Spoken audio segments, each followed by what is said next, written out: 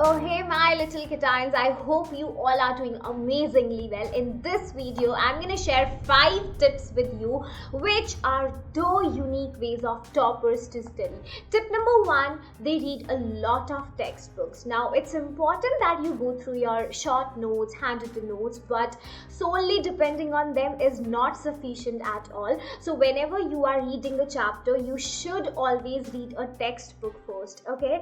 Tip number 2, they do solve a lot of questions. They do a lot of written practice. Now, whether you are solving chemical reactions in chemistry or some maths problem, physics, numericals, or in fact I would say any language subject, whenever you are sitting for studying, you should always keep a pen and a notebook handy with you, okay? So you cannot score full marks only if you depend on the reading.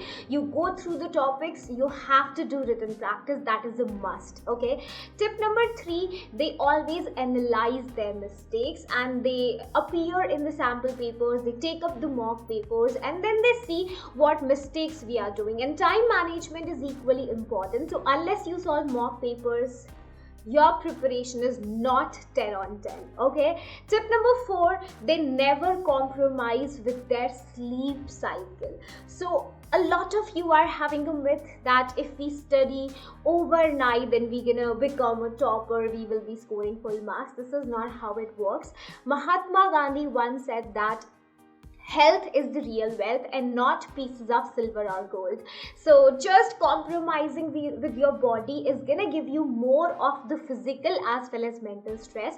So please maintain a good and healthy sleep cycle. That is very important, so that whenever you wake up in the morning, you revise something, you can absorb all of that in your mind, right? Tip number 5, last but not the least, is to maintain an error notebook. Now, whenever you appear in any test, you are doing any sort of revision, you are taking up the questions, it's obvious that you would be making some mistakes, right? Then what you do, you just take a separate notebook and list down all the mistakes that you are doing. Name it as a mistake notebook or as an error notebook and then revise that, okay? Revision gives you a lot of confidence, and each time you revise something, that's going to take less of your time, right?